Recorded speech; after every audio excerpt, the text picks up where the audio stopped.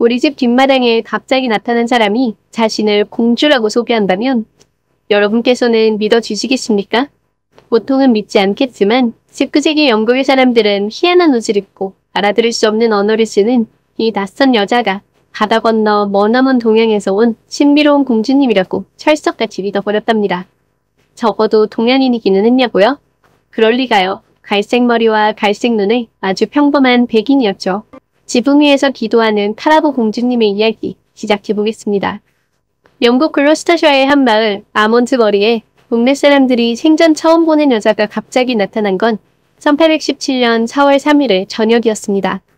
여자는 검은 쇼를 어깨가 아니라 머리에 칭칭 감고 나타나서는 아무도 알아들을 수 없는 언어로 이야기했죠. 여자가 하는 말을 알아들을 수 없어 손짓, 발짓으로 소통하며 머리를 긁적이던 사람들은 여자를 가난하고 길 잃은 이들을 살피는 교구 민생위원에게 보냈고 여자는 얼마 후 켄트주에 있는 놀 저택에 사는 치안판사에게로 보내졌습니다. 치안판사인 사무엘 워럴과 그의 아내 엘리자베스는 이 정체를 알 수 없는 여자를 상냥하게 맞이했죠. 그들은 여자와 소통하려 시도해보았지만 여자는 영어를 전혀 알아듣지 못하는 듯했습니다. 여자는 여러 차례 자기 자신을 가리키며 하라부, 하라부 라고 말했기에 여자의 이름이 카라부인가 보다 라고만 짐작할 뿐이었죠. 지도를 보여줘도 여자는 이해하지 못했기에 다들 어리둥절한 와중이었습니다. 하라부는 갑자기 벽에 있는 파인애플 그림을 유심히 바라보더니 나나스 라고 외쳤습니다. 세상에, 하라부를 지켜보던 사람들은 모두 엄청난 충격을 받았죠. 나나스는 인도네시아어로 파인애플이라는 뜻이었고 그 단어 하나로 사람들은 모두 이 카라부라는 여자가 동양에서 왔다고 생각해버렸습니다. 워럴 부부는 카라부를 데리고 브리스톨로 가서 동양 언어를 아는 학자들에게 보여주었습니다. 하지만 그 어떤 학자도 여자와 소통할 수 없었죠. 그런데 얼마 후 기적적이게도 한 포르투갈 출신의 말레이인이라는 남자가 나타나 자기가 비록 더듬더듬거리긴 하지만 카라부와 대화할 수 있다고 주장했습니다. 그 남자는 카라부와 한참을 대화하더니 충격적인 이야기를 들려주었습니다. 여자는 말레이 제도의 자바수 왕국의 공주라며 그녀가 시녀들과 정원을 산책하고 있었던 어느 날 갑자기 해적이 쳐들어와 공주를 납치했다고 합니다. 해적의 노예가 되어 몇 달을 끌려다니던 공주는 끔찍한 취급을 더는 참지 못하고 저 멀리 육지가 보이자마자 배에서 뛰어내려 해안가까지 헤엄쳤다고요. 그 후로 6주간 헤매고 다닌 끝에 우리 이야기에 처음 등장했던 아몬드버리에 도착했다는 내용이었습니다. 공주님이라니, 해적에게 납치라니, 위험천만한 탈출이라니. 세상에 너무나 로맨틱한 이야기에 사람들은 홀딱 넘어갔습니다. 물론 카라부를 남들보다 좀 더 오래 본 엘리자베스 워럴 부인은 완전히 넘어가지는 않고 카라부를 따로 데리고 나와 대화를 시도했죠. 부인은 카라부에게 비록 여성이 남성보다 꽉 막힌 삶을 살고 있는 건 사실이지만 그렇다고 외국인인 척을 해 같은 여성들을 속인다고 자유를 얻는 건 아니라며 자기에게 사기를 치고 있는 건 아닌지 걱정이 된다.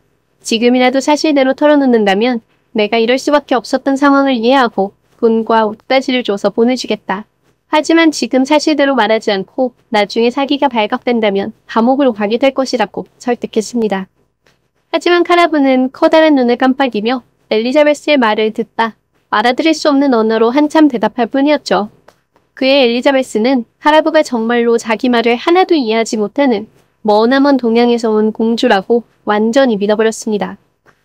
카라부를 믿지 못한 치안판사가 그녀를 잠시 열악한 고빈원으로 보내버리기도 했지만 엘리자베스는 카라부를 다시 데려왔고 얼마 지나지 않아 카라부는 호기심 가득한 학자들과 상류층 사람들에게 둘러싸이게 되었습니다. 카라부 공주는 아주 희한한 방식으로 생활했습니다. 자기가 직접 잡아 요리한 새가 아니라면 고기는 먹지 않았고 채소와 쌀만 먹었죠. 화요일에는 금식을 하며 지붕 위로 올라가 알라탈라라는 태양신에게 기도를 올렸습니다. 신비로운 춤을 추고 검을 잘 다뤘으며 자기가 직접 만든 활과 화살로 사냥도 했고 사람들이 없을 땐 알몸으로 호수에서 수영을 하기도 했죠. 그런 카라부가 진짜로 유명해진 이유는 찰스 허밍스 윌킨슨 박사 때문이었습니다. 동양에 관심이 많았던 그는 동양의 언어에 관한 책을 보고 카라부가 말하는 언어가 진짜라고 생각했고 카라부의 머리에 있는 흉터는 동양의 신비로운 의학으로 치료한 흔적이라고 믿었죠. 박사까지 카라부를 믿자 사람들은 카라부에게 공주님에게 할 법한 인사를 올렸으며 심지어 카라부의 이름으로 무도회를 개최하기도 했습니다. 하지만 카라부를 유명하게 만들어준 윌킨슨 박사의 선의 때문에 카라부의 즐거웠던 시절도 곧 끝나고야 말았습니다. 가스 등이 전문 분야였던 윌킨슨 박사는 가스 등을 도민도 회사의 런던 본부에도 설치하였는데 그러고 보니까 자주 동양을 들락날락거리는 이들이 카라부를 본국으로 돌려보내줄 수 있지 않을까 싶었던 거죠. 윌킨슨 박사는 카라부의 모습과 이야기를 신문에 실으며 다른 신문사들에게도 카라부의 이야기를 실어달라고 부탁했습니다. 이 여인을 아는 사람이 있다면 본국으로 돌아갈 수 있게 도와달라면서요. 윌킨슨 박사가 사기꾼인 걸 알고 그런 건 아닌가 싶으실 수 있겠지만 그가 쓴 내용을 보면 딱히 그렇지는 않은 듯합니다. 그는 이 여인의 움직임은 우아하고 표정은 무척 다양하다.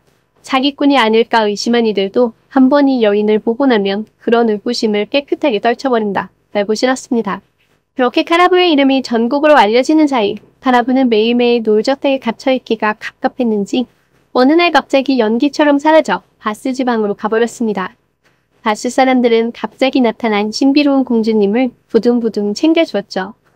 수많은 공주가 사라지자 놀란 엘리자베스가 서둘러 카라부를 다시 데려온 직후인 6월 초 한 여인이 엘리자베스 워럴 부인을 찾아왔습니다. 자신을 브리스톨에서 하숙집을 운영하는 닐 부인이라고 밝힌 여인은 신문에 실린 카라부 공주에 관한 기사를 보고 왔다며 카라부가 사실은 자기 집에서 숙박했고 하녀 일을 하러 다녔던 메리 베이커라고 밝혔습니다.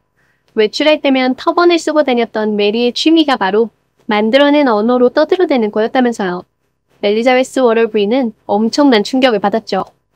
6월 10일 아침 엘리자베스는 메리에게 초상화를 그리러 갈 거라고 거짓말을 하고는 메리를 데리고 닐 부인과 다른 사람들을 만나러 갔습니다. 증거를 마주한 메리는 결국 사실을 모두 털어놓았죠.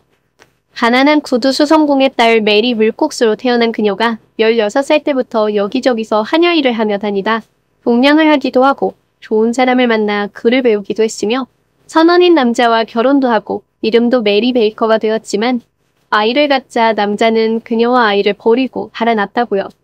아이를 고아원에 맡긴 메리는 하녀 일을 하며 아기를 매주 보러 갔지만 아기는 곧 세상을 떠났고 메리는 집시들과 어울리며 점차 없이 떠돌아다니다 카라부 공주가 되었다는 얘기였죠. 다들 그녀가 영어를 못한다고 믿었기에 그녀의 앞에서 온갖 이야기를 떠들어댔고 기억력이 매우 뛰어났다던 메리는 그들의 대화를 듣고 행동을 따라하며 점점 더 19세기 상류층이 생각하는 동양인 공주다워졌던 거죠. 왜 사람들은 카라부 공주를 이렇게까지 믿었던 걸까요? 19세기 서양인들이 꿈꿨던 신비로운 동양에 대한 환상을 카라부 공주가 채워줬기 때문에 이들은 그녀를 너무나 믿고 싶어 했기 때문이었습니다. 흔하고 평범한 일상에 갑자기 나타난 이 신기한 존재가 진짜이길 간절히 바랐던 거죠. 흥미롭게도 메리의 이야기가 알려지자 메리는 사기꾼이라고 욕먹기보단 되려 더더욱 인기를 끌며 유명해졌습니다. 이전에 이야기했던 토끼 낳은 여자의 경우처럼 잘난 척하고 콧대 높은 상류층을 완벽하게 속이고 갖고 놀며 그들의 허세를 짓밟아버린 메리의 카라부 공주 흉내가 아주 통쾌해 나는 반응이었죠. 카라부 공주 외에도 상류사회를 속이려 들었던 사기꾼은 여럿 있었지만 그 중에서도 카라부 공주는 가장 성공적인 사기꾼이었으니 언론과 대중은 더욱 즐거워했습니다.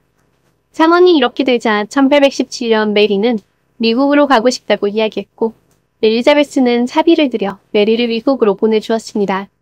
하지만 이미 카라부의 소식을 들어 알고 있던 언론에서는 미국에서 그녀의 사기가 성공하긴 어려울 것이다. 우린 이미 은행 시스템이라던가 솜자루에 돌을 넣어 판다던가 육도부인 척하는 나무를 파는 프로 사기꾼들이 넘쳐나고 있으니 말이다. 라고 적기도 했습니다. 이 시기쯤에 재밌는 기사가 나기도 했는데 메리가 미국으로 가던 길에 태풍을 만나 배가 세인트 헬레나 섬 근처로 다가왔고 배에서 뛰어내린 카라부 공주가 유배된 나폴레옹을 만났다는 이야기였습니다. 나폴레옹이 카라부 공주에게 너무나 매혹되어 마리 루이즈와 이혼하고 카라부 공주와 결혼하고 싶어 한다는 얘기였죠. 물론 아무런 근거 없는 가짜 뉴스였지만요. 1824년 메리는 다시 영국으로 돌아왔고 인당 1실링을 내면 메리의 카라부 공주 흉내를 구경할 수도 있었지만 그땐 이미 카라부의 인기가 시들해진 기였기에 그리 큰 돈은 벌지 못했습니다. 이후 메리는 거머리도 팔고 재혼도 하고 딸도 낳으며 살다가 70대의 나이였던 1865년의 크리스마스 이브에 사망하였습니다. 그녀의 무덤에는 묘비조차 채워지지 않았죠. 약 100일간 영국 상류층을 완벽하게 속여 넘겼던 신비로운 동양에서 온 하라보 공주의 이야기 재미있게 보셨나요?